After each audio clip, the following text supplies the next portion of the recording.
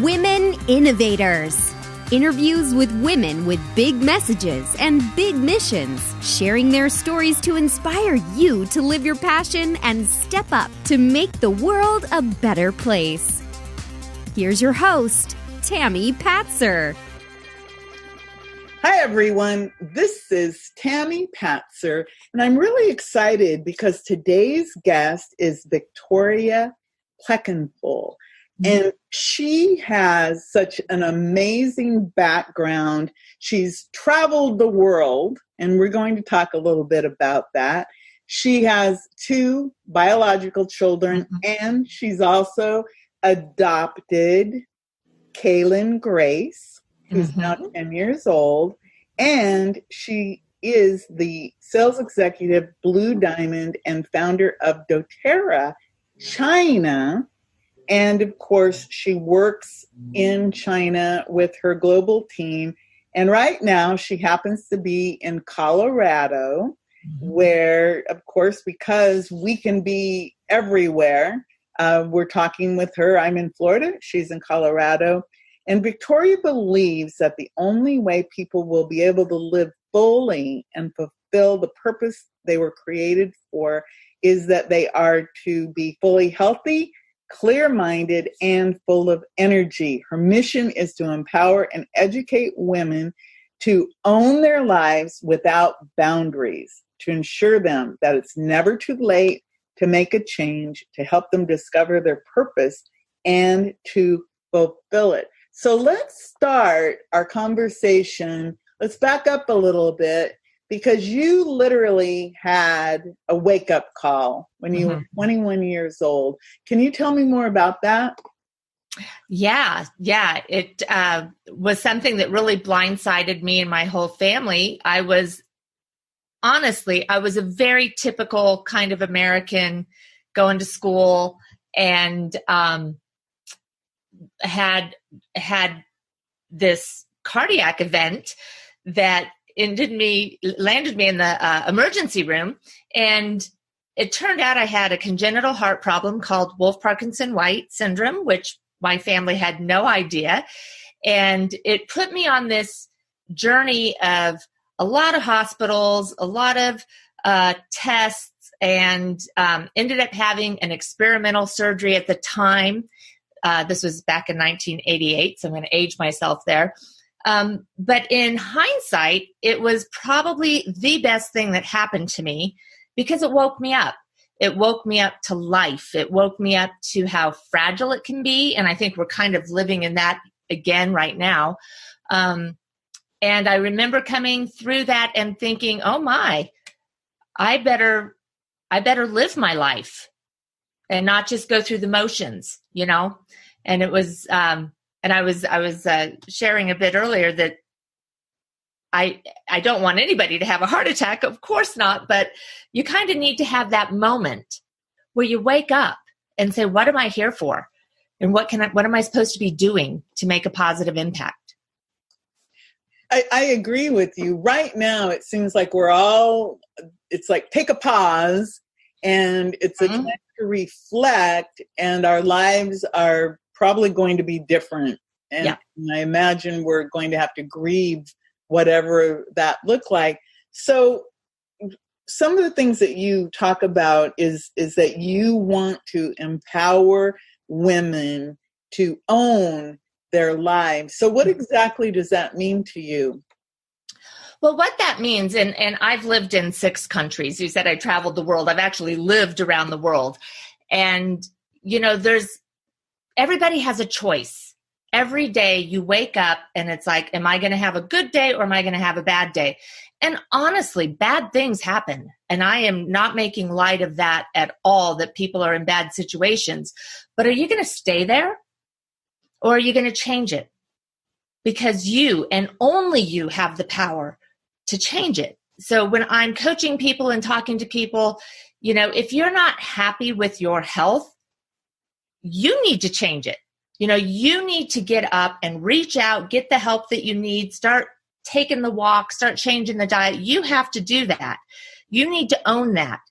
If you're not in a positive state of mind. I don't mean that you need to be happy all the time. That's unrealistic. But if you're just kind of not fulfilled, not feeling joy ever, of course, there is the extreme end of that where you need to maybe get help with mental health professionals. But if you're just kind of in a lull of life, that is not how life is supposed to be experienced. You should wake up with purpose, not like hit the snooze alarm 10 times because you're dreading the day. If you're dreading your day, you need to change that. You need to own it. Only you can fill your day with things that are going to fire you up. What is that? Do you know what I mean? It's like, when I get up, I'm like, bing, what do I get to do today? Not what do I have to do? It's a difference. It's subtle, but it's a big difference. And then same with finances. If you're living, and I know finances are terrible right now. Around the world, we are being economically devastated. I am not making light of that at all. This is very difficult times that we're living in. But are you going to just sit there and take it, or are you going to say, well, this could be an opportunity. What could I be doing differently? My personal business, I'm with dōTERRA, is exploding, right? It's exploding because we have products that help support people physically, help support people emotionally, and it's a great business opportunity for those who want to look at that. So, you can step into something that's going to we're going to have to pivot, right? Like you just said, normal is going to be different when we come out of this. How can you leverage this moment in time? You should be looking at what are the opportunities going to be that come out of this, and where can you step in? Don't sit back and just be a victim. You're strong. You're independent. You can do this, and you need a community of strong, like-minded women around you to help you. Right? I will agree. It's very difficult to have the energy and focus to do it by yourself every day, all day. But, find that community that's going to lift you up. I really like that when you said to see the opportunity to pivot. And again, we've seen a lot of people are talking about pivoting, mm-hmm. but when you say see the opportunity, what advice, if you were to give somebody like 3 tips about how do you shift and open your eyes and wake up without having to have a dramatic event like a heart attack, what could somebody do if they're like, I'm getting up every day, I'm trying hard, I'm working hard, and nothing seems to change? And, what is, I don't know what that is, but if you could give somebody some like glimmer of hope, what kind of tips might you give them? Mm-hmm. That's a great question. The first thing I want to say is it's never too late. If you are breathing, it is never too late, right? Sometimes I meet people and they're like, oh, I'm already in my 50s and I'm already this and it's too late. And I'm like, why is it too late? Start now. There's a whole group of people your age that are probably feeling the same way. So the other tip I would give is, what are you passionate about? Take your hobby and try to make it a profession if you can, right? Because that's where you start leveraging the joy and the finances, right? So my particular journey, ending up in the health and wellness industry, has kind of been my journey, right? It started with the heart attack. When I came out of the hospital, I went vegan. I became a fitness instructor. I became a it really changed the trajectory. I'm very passionate about helping people be healthier because I absolutely believe if you are healthy, you will be clear-minded, you will have energy, and you will be able to get up and do that thing. So that's my number one tip, is figure out what is that thing. Another thing that fires me up is orphan care. I've lived in China for 16 years. I've been in this cause for quite a while. And the money that I make, I'm using to have my foundation called dōTERRA to help adoptions. That gets me out of bed in the morning, right?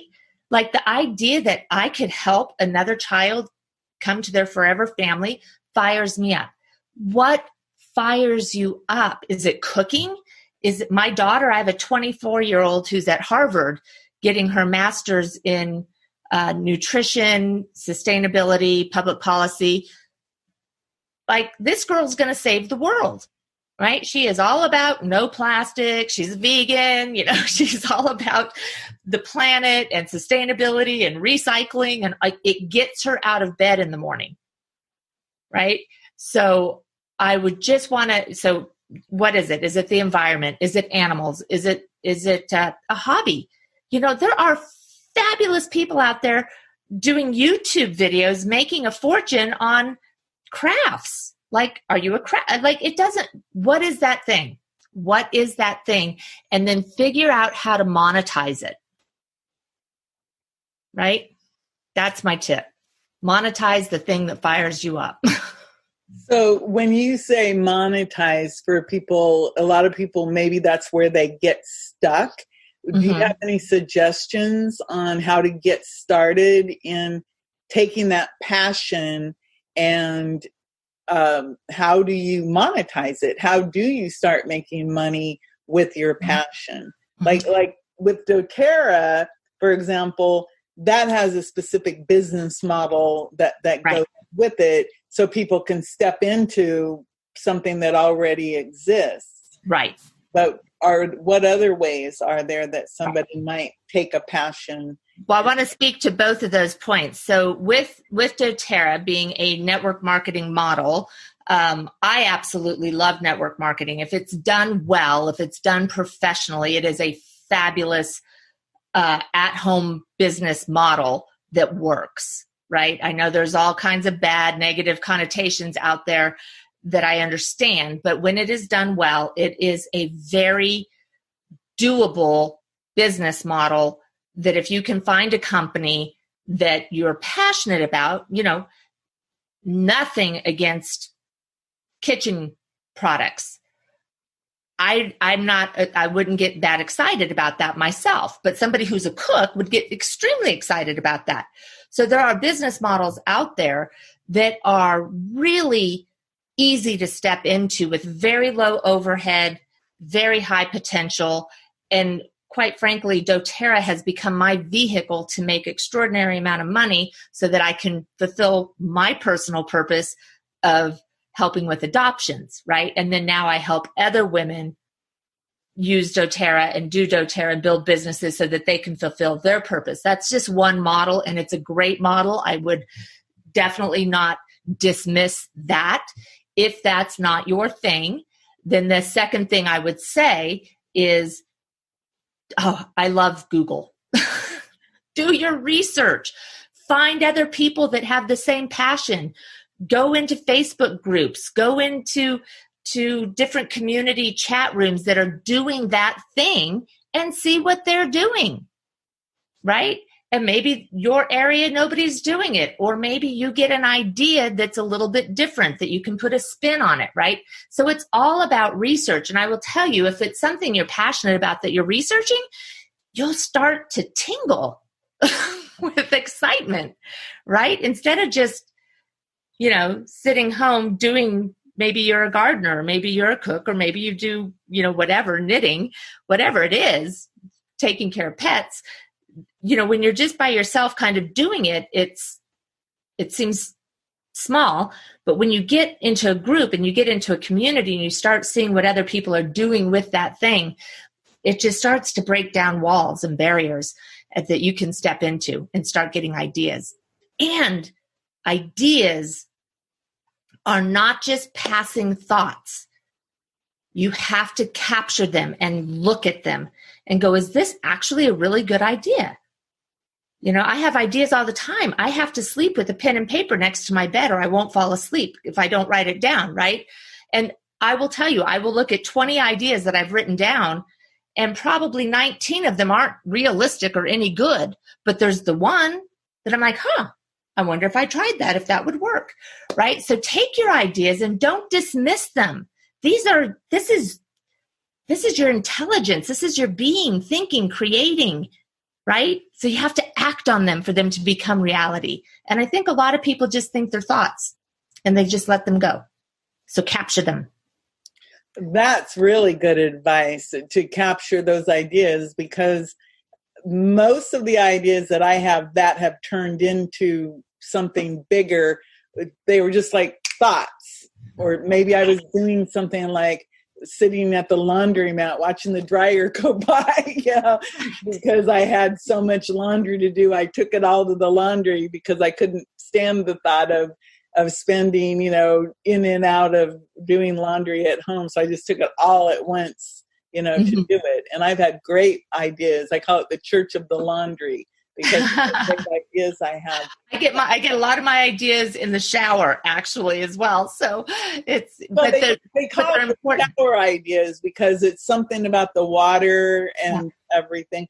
I wanted to ask you a little bit more about dōTERRA, because you do have an adopted child, and many people are probably curious about adoption. So the program that you're working on, dōTERRA, what is its mission and purpose?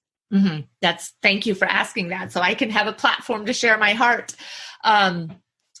I will go back a little bit and be quick. When I first moved to China 16 years ago, the very first week I was there, somebody said, hey, do you want to go to an orphanage? And I thought, oh, okay. I had no idea how that was going to significantly change my life. And again, it's one of those things where you can choose to act on it, or you can just kind of have an experience and move on.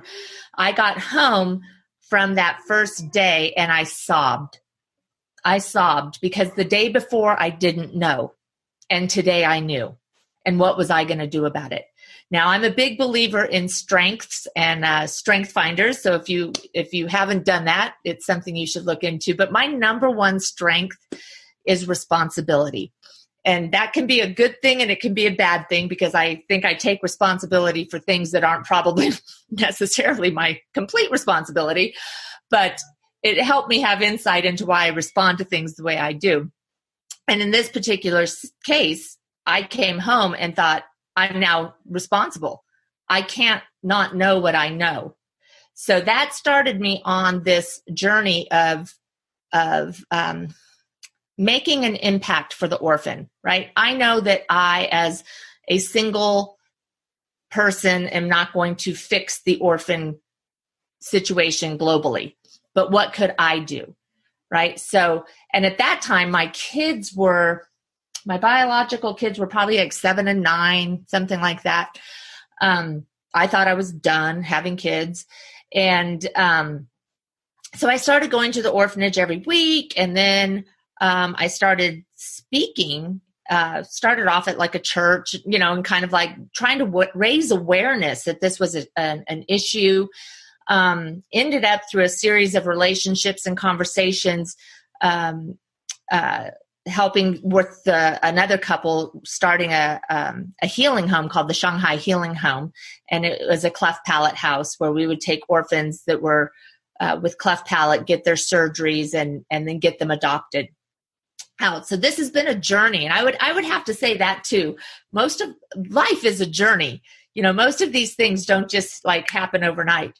So this has been a journey. And then what happened was my older daughter at the time, she was 12, the one that she's at Harvard now. She said, Mom, you talk a lot about orphans and adoption and all of this, and how come we're not adopting? And I can remember just clearly thinking, because I'm in my 40s and I'm done, I don't know. But it kind of pierced my heart a little bit, where I thought, we have room at our table. we have the resources, we could do this. And so my husband was way on board, and we started that process. And it was that process where I realized, my goodness, this is not for the faint of heart. There's no accidental adoptions, right? And it was a considerable amount of money. And it kind of started breaking my heart in a beautiful way, where I was realizing that there are phenomenal people in the world that just don't have $30,000 sitting in the bank to take one of these beautiful children home. And so, again, part of my journey, we got Kailin. She has some health issues, and my whole journey with dōTERRA started because a friend introduced me to the oils to help my daughter's health, which, of course, as with most people, I was very skeptical. And I said, I'm sure your oils smell good, but my daughter has a blood disorder. But they worked. That's a whole nother story. And so when I started using the oils on Kailin, and she was having significant health transformations, and then my whole family, I then looked at the dōTERRA business. And there was this rank of Blue Diamond, which I am, and it, on average, makes more than an adoption.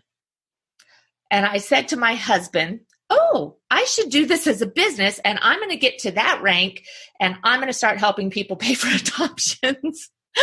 And so there's that journey. And so I told my husband in 5 years I'm going to be there, and I did it in 3. And so then we've started the foundation. We're just in the process of working with a lawyer now to make it a 501c3, because dōTERRA is an incredible company with a very philanthropic arm to it called Healing Hands, which is one of the reasons I fell in love with dōTERRA as a company and was very proud to align with it. But they told me, make your dream into a 501c3, and they will match funds that we raise for adoptions. So if we raise $15,000, then we can match. It needs to be people on my team currently, because it's just starting. But we're hoping to grow this so that it can be, company wide and then worldwide. But it's kind of like the fruition of my little seed that got planted, and it's starting to grow. And it's so exciting for me to know that this is becoming a reality. And we have the power to do that if we say yes. And again, whatever that is for you, right? This is my thing. I get that it's my thing. And I have several people on my team that are adoptive moms or want to adopt, or I'm helping to adopt, because I think like attracts like in some sense. But, again, my older daughter, she's all about sustainability, and she's actually just starting an internship at Harvard Law School today, because her vision is to one day do maybe like microfinancing or pro bono law stuff for sustainability companies. It's her thing. It fires her up. So, I'm so happy to share my thing, but I want to encourage everybody. You're here with something that is going to speak to your heart, that is your thing, that you can impact for good and matter, right? Everybody matters. Every life matters. But you have to get up and do it. You have to say yes to that idea, that thought, and actually just get online and start researching it. And you'll be amazed at what starts to come to you. So the big message is say yes. Yeah. Start doing something that will get you moving forward into your passion, because just like you, it started out with, you said yes to go visit an orphanage. And then today you actually found a company that can help you with that mission. Yep. And they're going to be able to match your goals so that you can actually end up doubling how many people you can help. So exactly. That's a really phenomenal thing. So it's say yes. And I really just want to encourage the listeners, it is never too late. Yeah. If you think about my journey, it started at 21 with my heart cardiac event, and I'm now in my 50s, and I'm still living it. I mean, I think I've made positive impacts along the way, but I feel like I'm only just now stepping into like the greatness that it could be. But it's work, right? I mean, but I guess it's work. I laugh every day. I go, I can't believe they pay me for this. This is so much fun. I chit chat with my girlfriends all day about health, and but it's awesome. So you recently said yes to another project with Tam Luke, Yes. the Boss Up project. So why did you decide that you wanted to be involved with that? Oh, because again, it's just a platform of encouragement and empowerment to women. You know, to be a part of it is an honor. And this book, Women Who Boss Up, and it will be coming out in August. And I am one of 15 incredible women that have impacted and stepped up and bossed up in their own ways. Everybody's very different, which I love, right? That's the whole point. Don't try to be just like somebody else. Do your thing. You're here for your thing, and it's not going to look like anybody else's thing. So I'm so excited about this book. I think that it is going to be, you know, one of those books that women are going to read and feel inspired and motivated and empowered to say, you know what? Me too. I can do this. I can totally do this. I am not just whatever, fill in the blank, right? We all have, you know, I'm just a wife, or I'm just a mom, or I'm just a this, or I'm just a that. No. Step up, boss up, and see that there are women around the world, ordinary women who have decided to do something extraordinary. And, you know, if you think about it, I love those two words, because ordinary, all you have to do is a little extra to become extraordinary, right? It's just a little extra. So I want to be a part of something that is going to move women in that direction of knowing that they have that extra within them, and they just need to add it to their lives. I like that too. So, and you really are extraordinary. I don't know. My daughter often says, "You're so extra, Mom." And I'm like, I'm not sure that's a compliment with the way you say it. Well, our daughters are always, you know, Gotta love them. In that relationship between a mother and a daughter, because it's such a powerful one, but there's always that little something, because your children, you know, you as a mom, you mean so much to your children, and vice versa. The children mean so much, you know, for us. So before I let you go, did you want to add anything that maybe we forgot to touch on? Two things. Number one, if you are a mom of a daughter, raise her up to know she's fabulous. Empower her. Let her, you know, education is everything. And she is limitless in her possibilities.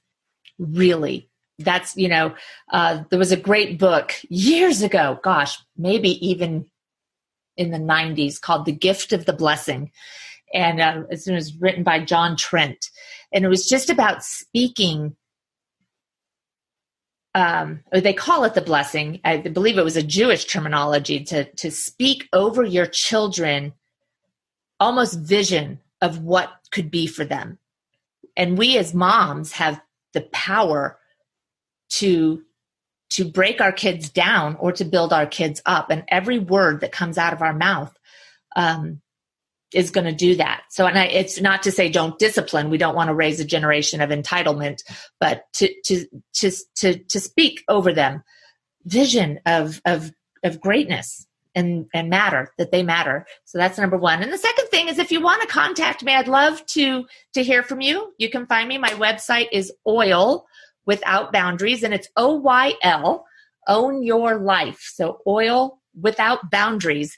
And I say that, you know, it kind of started off me thinking geographic boundaries, right? Because my life was so global, and I have my team is in 50 countries now. But I don't want boundaries geographically. I don't want boundaries demographically. I don't want boundaries on your health. I don't want boundaries on your dreams. There should be just no boundaries. Life can be limitless if you let your mind do that. So that's all I have to say. Wow, I really like that. So it is OY. How do you? OYL. So it stands for Own Your Life. So it's kind of a little play on words because I obviously do oils, but it's OYL, oil, Own Your Life, without boundaries. Okay, OYL without boundaries.com. So everyone do go check out Victoria's website. I did before the call, and I was just amazed at everything that you're doing, Victoria. So again, thank you so much for spending time with me. Such a pleasure, Tammy. Such a pleasure. Thank you. I hope somebody is inspired. I'm definitely inspired. I think I got my Life Without Boundaries dose of inspiration for today. So I appreciate that. Awesome. Take one of your ideas and go for it today. Yes, I am. So everyone, take Victoria's advice and live your life without boundaries, and you can be limitless. Absolutely. This is Tammy Patzer. Go make it a beautiful day. You've been listening to Women Innovators with Tammy Patzer. To learn more, please go to womeninnovatorsradio.com. And please do subscribe and share to spread the big messages and big missions to change the world.